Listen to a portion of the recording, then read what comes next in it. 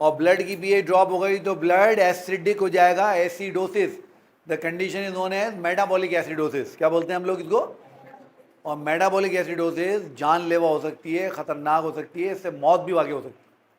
Alright, तो हम लोग रेस्पिरेशन को कवर करके बैठे हैं और हमने रेस्पिरेशन का ओवरव्यू सिर्फ इसलिए किया था, किस लिए किया था? ताकि हम लोग समझ सकें कि जब हम फैट्स की और प्रोटीन्स की क्या कहना चाहिए उसको, एनर्जी जनरेशन का प्रोसेस देखेंगे तो वो हमें समझ में आए कि मामला कहाँ से कहाँ चल रहा है। ठीक है भैया? जब आप अपने पीएमडीसी के सिलेबस को देखेंगे तो पीएमडीसी के सिलेबस ने बायो एनर्जेटिक्स का सिर्फ एक टॉपिक इंक्लूड किया हुआ है और वो टॉपिक है, जैसे मैंने आपको बताया, आपकी किताब में टॉपिक है 4.2.4 cellular respiration of protein and fats. अब मैं एक एक करके आप लोगों को ये बात समझाता हूँ कि ये काम कैसे चलेगा। नंबर 1, आप लोग एक बात ध्यान में रहें कि हमारी बॉडी के लिए जो प्रिंसिपल सोर्स ऑफ एनर्जी है, प्रिंसिपल सोर्स ऑफ एनर्जी, याद रख लें, भूलना नहीं है, ये आपका ग्लूकोज ही है। आप हमेशा ग्लूकोज के जरिए एनर्जी जनरेट कर रहे होते हैं, ये हमारी बॉडी का रूल है। अच्छा, सही है, नॉर्मल हालात की बात होगी। अब क्या हुआ, पिछले हफ्ते आपको पता है सैटरडे वाले दिन ईद थी, आज भी सैटरडे है, ईद तो गुजरे एक हफ्ता हो गया। तो आपको पता है उससे पहले रमज़ान थे। अब रमज़ान में क्या हुआ, रमज़ान में जी आपने रखे रोज़े, आप सुबह सहरी बंद कर रहे थे 5:15 बजे, अफ्तार हो रहा था जाके कोई 6:30 पौने 7 बजे। उस वक्त आप क्या कर रहे थे, तकरीबन 13 घंटे का एक ऐसा पीरियड आ रहा था जिसमें आप कुछ खा नहीं रहे थे। अब आप जो भी खाना खाते हैं सहरी के अंदर वो 4 से 5 घंटे में डाइजेस्ट हो गया। आपने 5:15 बजे सहरी बंद की, मैक्स 10:30-11 बजे तक वो सब कुछ खा पी के बॉडी ने बराबर कर दिया। अब रोज़ा खुलना है 6:30 बजे, अभी बजे हैं 11, 7.5 घंटे बाकी हैं। इस 7.5 घंटों में बॉडी को चाहिए एनर्जी। तो नॉर्मल हालात में बीमारी की बात नहीं हो रही है, नॉर्मल हालात में अगर आपके और मेरे पास हमारा प्रिंसिपल सोर्स ऑफ एनर्जी यानी ग्लूकोज ना हो तो फिर बॉडी क्या करती है, फिर बॉडी फास्टिंग कंडीशंस के अंदर, फास्टिंग कंडीशन की बात हो रही है, जब आप किसी वजह से कुछ टाइम खाना नहीं खा पाए तो पहले तो वो ग्लाइकोजन को तोड़ेगी। और ये बात मैं आपसे पहले कर चुका हूँ कि आप पूरे साल में जो ग्लाइकोजन अपनी बॉडी में जमा करते हैं वो इतना थोड़ा होता है कि अगर आप 3 से 4 दिन सही स्पिरिट के साथ रोज़ा रख लें तो वो ग्लाइकोजन सारा कंज्यूम हो जाता है, वाइप आउट हो जाता है। चले हम मान लेते हैं हम उस स्पिरिट से रोज़ा नहीं रखते, हमारा 8 दिन में ख़त्म हो जाता होगा, 10 दिन में ख़त्म हो जाता होगा। तो उसके बाद बॉडी चली जाती है एनर्जी हासिल करने के लिए एसाइल ग्लाइसरॉल्स के ऊपर। और यहीं पे वो ट्रिकी पार्ट है जो आप लोगों ने समझना है, जो बच्चे समझते नहीं हैं और बच्चे मार खाते हैं। और यहीं से आपको समझ में आएगा कि जब आप फैट्स को रेस्पिरेशन में डालते हैं तो वो ग्लूकोज से ज़्यादा एनर्जी क्यों जनरेट करते हैं। सबसे पहले आप ये बात समझें कि अगर हम एसाइल ग्लाइसरॉल से यानी लिपिड से एनर्जी जनरेट करना चाहते हैं तो मैंने आपको क्या समझाया था, लिविंग ऑर्गेनिजम्स को एनर्जी जनरेट करने के लिए रेस्पिरेशन के अलावा कोई प्रोसेस नहीं आता। उनको इसके अलावा पता ही कुछ नहीं है कोई प्रोसेस अगर होता ना। इसलिए हम क्या करते हैं, हम इस एसाइल ग्लाइसरॉल को 2 हिस्सों में तोड़ देते हैं। ग्लाइसरॉल पार्ट अलग करते हैं और एसिड पार्ट जो फैटी एसिड है बेसिकली उसको अलग कर लेते हैं। अब यहाँ पे तुम्हें ट्रिक समझनी है। अब होता क्या है कि जो ग्लाइसरॉल है, इस ग्लाइसरॉल को पहले कन्वर्ट किया जाता है 3-फॉस्फोग्लाइसर एल्डिहाइड के अंदर। जिसको याद नहीं आ रहा हो, मैं 3-PGAL की बात कर रहा हूं। अभी कुछ याद आया? अब फॉस्फोग्लाइसर एल्डिहाइड कहाँ पढ़ा था हमने, जब हमारा फ्रक्टोज 1,6 बेस फॉस्फेट टूटा था ग्लाइकोलिसिस में तो उसने ये मॉलिक्यूल बनाया था। इसका मतलब क्या हुआ? इसका मतलब ये हुआ कि ये molecule is now ready to enter in glycolysis. अब ये मॉलिक्यूल ग्लाइकोलिसिस में जाने के लिए रेडी है बिल्कुल। ये बात समझ में आ गई? अब ये ग्लाइकोलिसिस में जाएगा, फिर आपको पता है 3-फॉस्फोग्लाइसरल्डिहाइड से हम लोग 1,3-बिस-फॉस्फोग्लाइसरल्डिहाइड बनाएंगे, फिर उससे 3-फॉस्फोग्लाइसरल्डिहाइड बनाएंगे, फिर उससे फॉस्फोइनोल पायरुवेट बनाएंगे, फिर पायरुवेट बनाएंगे और फिर एसिटाइल कोएंजाइम ए बनाएंगे। तो इसको हम इस तरीके से ग्लाइकोलिसिस से करते हुए कहाँ भेज देंगे? क्रेब्स साइकिल में। ये बात समझ में आ गई आप लोगों को? ये बात क्लियर हो गई? कोई मसला तो नहीं है? अब जो ट्रिकी पार्ट आपने समझना है वो ये वाला पार्ट है कि फैटी एसिड, ध्यान से बात समझनी है क्योंकि बच्चे सारे यहीं पे मार खाते हैं। अब फैटी एसिड में हमने क्या बात की थी? फैटी एसिड में हमने बात की थी कि यार फैटी एसिड में 4 कार्बन से लेके 30 कार्बन तक हो सकते हैं। यही बात हुई थी ना हमारी। और बॉडी में सबसे ज़्यादा जो फैटी एसिड मिलता है हमें एसआई ग्लिसरॉल में, वो फैटी एसिड हमारा स्टेरिक एसिड है। और स्टेरिक एसिड किताब में डायग्राम में बनी हुई उसकी, उसके अंदर आपको पता है 18 कार्बन होते हैं। कितने कार्बन होते हैं? ध्यान से बात समझना। अब जब 18 कार्बन है तो ज़रा ध्यान से समझो, हम फैटी एसिड को डायरेक्ट कन्वर्ट करते हैं एसिटाइल कोएंजाइम ए के अंदर। ध्यान से बात समझना, जिसमें 2 कार्बन होते हैं। इसका मतलब ये हुआ कि अगर मैं स्टेरिक एसिड को एसिटाइल कोएंजाइम ए में कन्वर्ट करने जाऊंगा तो मैं इससे 9 एसिटाइल कोएंजाइम ए बना लूंगा। बात समझ में आ रही है? क्यों? क्योंकि इसमें 2 कार्बन है और इसके बाद टोटल कार्बन कितने हैं? 18 हैं। अब जब मैं इससे 9 एसिटाइल कोएंजाइम ए बनाऊंगा तो ये 9 दफ़ा क्रेब्स साइकिल चलाएगा ना। और जब 9 दफ़ा क्रेब्स साइकिल चलाएगा तो 27 NADH बनाएगा, 9 FADH बनाएगा, 9 ATP डायरेक्ट बनाएगा और एक NADH हमें कितने ATP देता है? 3। तो जब 27 को मैं 3 से मल्टीप्लाई करूंगा तो आंसर विल बी 81। तो 81 ATP हमें यहाँ से मिलेंगे। 9 ATP हमें कहाँ से मिलेंगे? डायरेक्ट ATP से। और 18 ATP हमें कहाँ से मिलेंगे? FADH से। बात समझ में आ रही है? तो अब ज़रा काउंट करो, 9 और 18 कितने हो गए?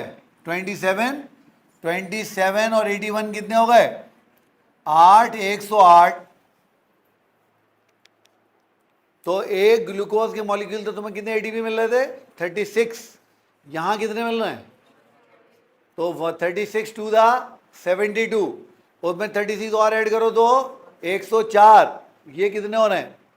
उसके थ्राइस से भी ज़्यादा हो रहा है। इसलिए जब भी फैट्स बर्न होते हैं तो they generate massive amount of energy. वो बहुत ज़्यादा एनर्जी जनरेट कर रहे होते हैं। मगर देखो पॉइंट फिर हमें वही समझना है कि हमने अगर इससे एनर्जी जनरेट करनी है, पहले इसको रेस्पिरेशन में एंटर करना है। इसको हमने कैसे एंटर किया? फॉस्फोग्लाइसरल्डिहाइड बना के। इसको हमने कैसे एंटर किया? एसिटाइल कोएंजाइम बना के। पाथवे हमें को और नहीं पता, पाथवे वही चलेगा, पाथवे वही चलेगा। अब एक सवाल जो बड़ा ऑब्वियस ध्यान में आता है, वो क्या सवाल ध्यान में आता है कि अगर ये इतनी ज़्यादा एनर्जी जनरेट कर रहे हैं तो बॉडी एनर्जी ग्लूकोज से क्यों बना रही है, इनसे क्यों नहीं बना रही? सोचने वाली बात है ना। हमारे पास एनर्जी ज़्यादा होगी तो हमारी फंक्शनैलिटी बेहतर हो जाएगी। जितनी एनर्जी ज़्यादा होगी फंक्शन हम लोग उतना बेटर करेंगे। तो जब इससे अमाउंट ऑफ एनर्जी इतना ज़्यादा बन रहा है तो हम लोग ग्लूकोज को प्रिंसिपल सोर्स ऑफ एनर्जी के तौर पर क्यों यूज़ कर रहे हैं? इसको क्यों यूज़ नहीं कर रहे? The answer lies in metabolism of fatty acid. याद कर लो, जब भी फैटी एसिड और ग्लाइसरॉल मेटाबोलाइज होते हैं वो एक केमिकल जनरेट करते हैं, जिस केमिकल को हम लोग बोलते हैं कीटोन बॉडीज। तो याद कर लो, metabolism of fat generate ketone bodies, और कीटोन बॉडीज एसिडिक कंपाउंड होते हैं। कैसे होते हैं? They are acidic molecules, keto acids. और जब ये बनेंगे तो ये कहाँ जाएंगे? ब्लड में। और जब ये ब्लड में जाएंगे तो ये ब्लड की पीएच को ड्रॉप कर देंगे, और ब्लड की पीएच ड्रॉप हो गई तो ब्लड एसिडिक हो जाएगा, acidosis. The condition is known as metabolic acidosis. क्या बोलते हैं हम लोग इसको? और मेटाबॉलिक एसिडोसिस जानलेवा हो सकती है, खतरनाक हो सकती है, इससे मौत भी वाकई हो सकती है, इससे मौत भी वाकई हो सकती है, ध्यान में रखना, भूलना नहीं बात। इसीलिए थोड़े बहुत कीटोन बॉडी, जब हम फास्ट कर रहे होते हैं, डाइट कर रहे होते हैं, थोड़ा खाना भी खा रहे हैं, थोड़ा फैट भी बर्न कर रहे हैं, तो थोड़ी कीटोन बॉडी तो हमारी बॉडी के मेटाबॉलिज्म एडजस्ट कर लेता है। ज़्यादा कीटोन बॉडीज आ जाएंगी तो हम लोग ट्रबल में आ जाएंगे, हमारे लिए बड़े मसाइल पैदा हो जाएंगे। इसलिए अल्लाह ताला ने हमें प्रिंसिपल सोर्स ऑफ एनर्जी के तौर पे क्या दिया है? फैट्स नहीं दिए। बेटा बात समझ में आ गई? तो ये एक इसका जो है वो ड्रॉबैक है। इसलिए तुम्हें पता है, ये जो टाइप 1 डायबिटीज़ वाले लोग होते हैं ना, जिनको टाइप 1 डायबिटीज़ होती है, जो इंसुलिन लगाते हैं अपने आप को, कभी कभी उनकी बॉडी क्राइसिस में चली जाती है, उसको कहते हैं डायबिटिक कीटो एसिडोसिस। यानी उनकी बॉडी में ग्लूकोज इतना कम हो रहा होता है कि सारी बॉडी के सेल क्या करते हैं? फैट्स बर्न करना शुरू कर देते हैं। नतीजा क्या होता है? इतना ज़्यादा कीटोन आ जाता है कि वो बिल्कुल उनके जो है वो बॉडी इसमें क्राइसिस में चली जाती है, और मेडिकल इमरजेंसी है। अगर डायबिटिक कीटो एसिडोसिस को जल्दी ट्रीट ना करें तो डेथ हो जाती है, उससे डेथ हो जाती है। और इमरजेंसी है, बहुत क्विकली उसको ट्रीट करना पड़ता है, नहीं तो काम उतर जाएगा। यानी चंद मिनटों का टाइम होता है बस, कि आपने मिनटों के अंदर उसको करेक्ट करना है, नहीं तो काम खराब हो जाएगा। इसलिए अगर पकड़, मैंने एक बच्ची देखी थी सिविल हॉस्पिटल हैदराबाद में, अल्लाह माफ़ करे, 7 साल की वो बच्ची आई थी, इतनी खूबसूरत बच्ची थी, और वो डीके में यानी डायबिटिक कीटो एसिडोसिस में थी। वो बस जो डॉक्टर खड़ा था वो मिस कर गया, उसको समझ नहीं आया, और वो बेचारी एक्सपायर हो गई। 7 साल की बच्ची थी।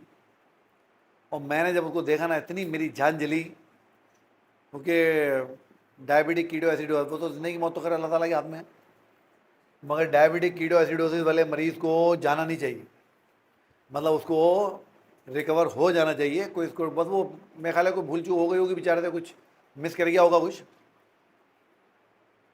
7 साल की थी, और ऐसे उसके माँ बाप रो रहे थे, अल्लाह माफ़ करे, इस्तग़फ़ार पढ़नी चाहिए। खैर बेटा बात में आ गई है। तो ये वजह है कि हमें अल्लाह ताला ने फैट्स के ज़रिए प्रिंसिपल सोर्स ऑफ एनर्जी नहीं दिया। तो ये तो आप बात समझ गए, ये तो फैट्स का मतलब हल हो गया। कोई सवाल है तो फरमाएं।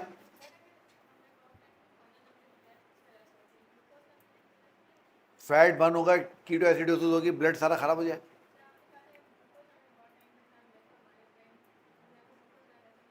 सात सेकंड, ज़्यादा टाइम नहीं, 7 सेकंड, आदमी बेहोश हो जाएगा। वो तो वो बात हुई ना जब आपका ग्लूकोज बिल्कुल ही बॉडी से ख़त्म हो गया। थोड़ा बहुत तो ग्लूकोज होता है ना, बट वो इतना कम होता है कि बॉडी से एनर्जी सारी नहीं ले पा रही उसकी, तो फिर वो सपोर्ट के लिए फैट को बर्न करके एनर्जी लेती है।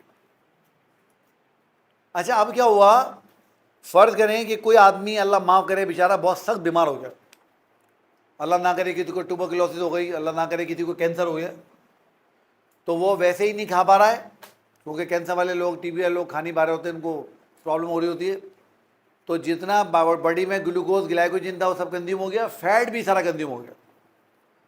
अब जब फैट सारा कंज्यूम हो गया तो बॉडी इवेंचुअली प्रोटीन पे शिफ्ट हो जाएगी, किसके लिए? एनर्जी जनरेट करने के लिए, क्योंकि बॉडी चाहती है कि एनर्जी जनरेट होती रहे, ज़िंदगी किसी तरीके से चलती रहे जब तक वो चल सकती है। तो डिजीज़ कंडीशन के अंदर फिर हमारी बॉडी क्या करती है? प्रोटीन्स को बर्न करती है, और प्रोटीन को बर्न करके क्या जनरेट करने की कोशिश करती है? एनर्जी को कैसे करती है देख लेते हैं। इसको मिटाऊं, इसको मिटा दूं? अब देखें, अब प्रोटीन कैसे एनर्जी जनरेट करते हैं, आसानी से मैं समझाता हूं, आप समझ जाएंगे। अमाइनो एसिड का स्ट्रक्चर याद करें, NH2 कार्बन COOH, यहाँ पे हाइड्रोजन, यहाँ पे रेडिकल ग्रुप। अब रेडिकल ग्रुप कुछ भी हो सकता है, अभी हम उसकी बात नहीं करते। अब देखें यहाँ पर हमारे पास क्या NH2 है। अब ये बड़ी ख़तरनाक चीज़ है। क्यों ख़तरनाक चीज़ है? क्योंकि इवेंचुअली ये अमोनिया में और यूरिया में कन्वर्ट हो जाएगा। तो आप ये बात ध्यान में रखें कि अगर आप अमाइनो एसिड से एनर्जी जनरेट करने जा रहे हैं तो साथ में एक तोहफा आपको मिल जाएगा। वो किसका होगा? यूरिया का। क्योंकि जब भी अमाइनो एसिड तोड़ोगे नाइट्रोजन वेस्ट जनरेट होंगे। होम्योस्टेसिस में हमने पढ़ा था ना, नाइट्रोजन वेस्ट कब जनरेट होते हैं? जब आप 2 मॉलिक्यूल तोड़ते हैं, या तो न्यूक्लिक एसिड तोड़ते हैं या प्रोटीन तोड़ते हैं। तो या तो न्यूक्लियोटाइड तोड़ो या अमीनो एसिड तोड़ो, यही दो चीज़ें हैं ना, तीसरी तो कोई चीज़ नहीं। उसके बाद कार्बो ऑक्जेलिक एसिड। इस कार्बो ऑक्जेलिक एसिड को आप और मैं एसिटाइल को एंजाइम ए में कन्वर्ट कर सकते हैं। किस में कन्वर्ट कर सकते हैं? एसिटाइल को एंजाइम ए में। अब आप समझ रहे हैं कि अगर ये एसिटाइल को एंजाइम ए में कन्वर्ट हो गया तो क्या होगा? ये क्रैब साइकिल में चला जाएगा, और अगर ये क्रैब साइकिल में गया तो इससे एनर्जी जनरेट होना शुरू हो जाएगी। उतनी नहीं होगी जितनी फैट कर रहे हैं, बट कुछ ना कुछ जनरेट होना शुरू हो जाएगी। दूसरा, रेडिकल ग्रुप पे भी डिपेंड करता है। फर्ज करें अगर रेडिकल ग्रुप सिर्फ हाइड्रोजन होता तो ये एनर्जी जनरेशन के लिए किसी काम का नहीं, मगर फर्ज करें इस रेडिकल ग्रुप की जगह भी अगर कोई कार्बो ऑक्जेलिक एसिड या इस तरह की कोई चीज़ लगी होती तो उससे भी हम एनर्जी जनरेट कर सकते थे। तो radical group may also use